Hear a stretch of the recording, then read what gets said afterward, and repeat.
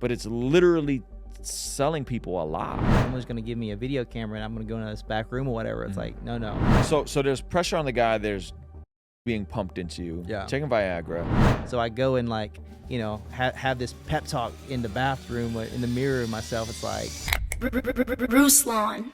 I'm assuming that first time doing a film like that was totally different than after that. What was it? Was it awkward, uncomfortable? You knew right then, like, what did I get myself into? Yeah, because I mean, I was, like I said, like I was very promiscuous like before that. So I just thought like, okay, someone's going to give me a video camera and I'm going to go into this back room or whatever. It's like, no. It's like there's, you know, this stadium of Kino flows on this like little ottoman, and there's camera A, camera B, camera C. There's someone shooting BTS. Wow. There's like, you know, there's production like all over the place. You know, assistants. There's people. You know, there's catering over there. People like just eating and stuff.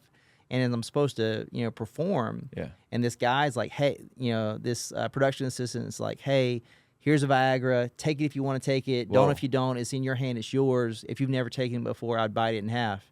So I go and like, you know, have this pep talk in the bathroom in the mirror of myself. It's like, are you gonna do this? You don't want to do this. If you do, don't do it. Yeah. Well, now I have to do it. I was like, I don't. And then I just went back and forth. I popped the whole Viagra. The whole thing. Whole thing. Okay. And then the director's like, you know, just waves me into camera. Yeah. Never had a conversation with the girl. Never made eye contact with her.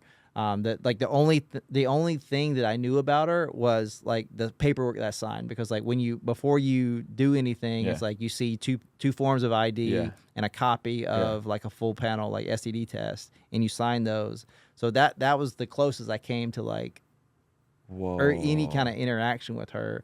So do the scene, and then I'm leaving, and it's like I literally feel dirty. Yeah. I remember like having like, you know, just like this grossness like on my legs that I couldn't wash off in the shower, and I have this check for $500, and I'm just like, and on the check in the memo of the check, it said like what website it was, and the website was vulgar, you know. So I'm like, I don't even want to cash this check because like it says in the memo what it was for. The bank teller's going, "Get you, buddy. Like, what is this, like, dude?"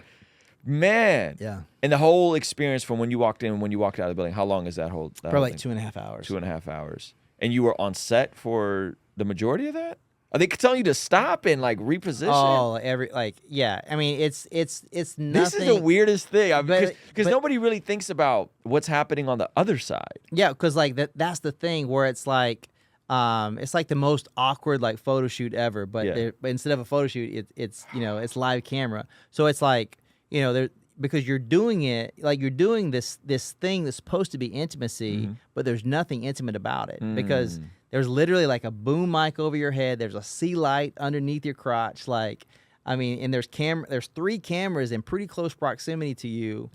And then the director's telling you what to do, how to do it, and like, you know, to open up the camera so they can see what's going on. So it's like, it's uncomfortable. It's awkward, you know, and then like, if you peek anywhere, there's like, you ruined the shot. Well, I'm just saying, like, if you peek somewhere, there's like 10, 12 people like just, you know, watching like it's a football game on or something. You said they gave you Viagra. Yeah.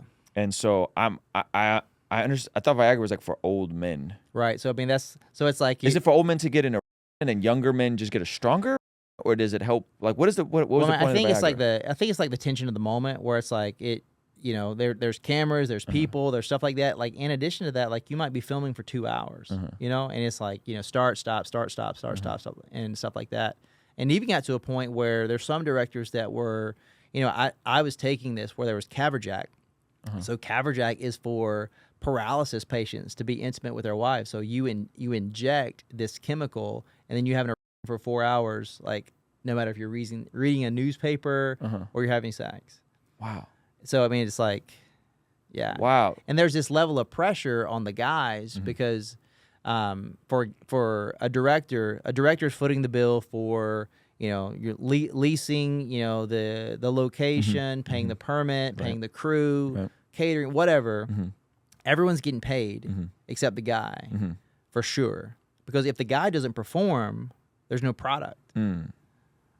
Yeah. So it's like, all the pressure's on the guy. And then like, if you can't do it, like, the likelihood of you getting hired again, this is a wrap. Right. So there's pressure on the guy. There's being pumped into you. Yeah. Taking Viagra. Yeah. These are very strenuous and long shoots. Yeah. You know, and what are the women coked up? Are they giving them? Did a lot of them have habits behind the scenes? Maybe they weren't getting on set.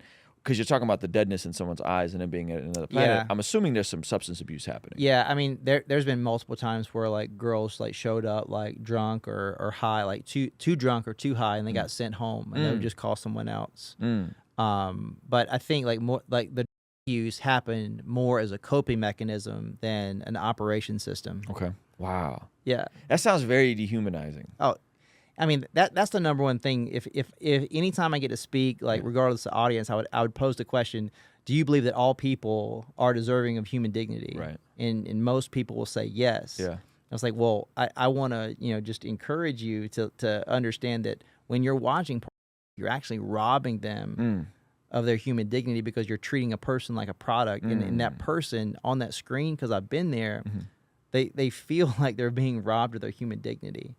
And then, if you continue to do so, you just become okay with that because your behavior becomes who you are to a degree. Yeah.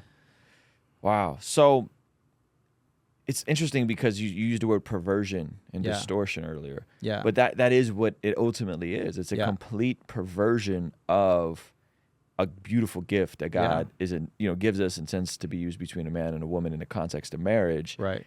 And so not only is it perverting that, Yeah. but it's literally selling people a lie. Yeah. It's a complete fabrication of how it looks on screen versus what's happening behind the camera. Oh, 100%. I mean, I think like that's the two biggest lies that that exist within.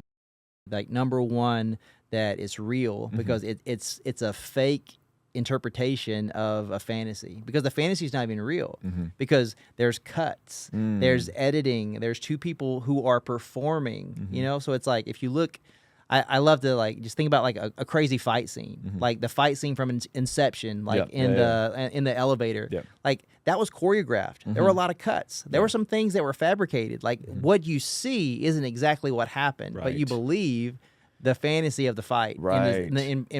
In the very same way. It's like, it's two performers. They're selling a fantasy. So it's like, it looks like this and you look like that. And I thought this and I thought that. It's like, that's the point.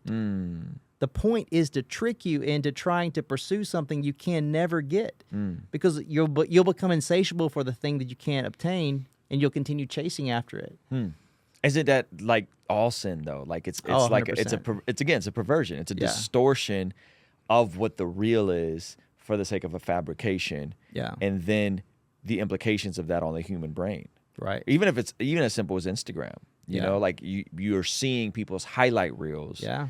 And a curated version, and then that's distorting your own perception of what is fulfillment and what is reality. Hey, if you want to see the full podcast that this clip is from, be sure to sign up for our Patreon community for as little as $5 a month. This is a great way to partner with what we're doing here and help us continue making content. So be sure to look for the link in the description of this video or the pinned comment below. I'll see you over there. Peace. And it said that Simeon blessed God.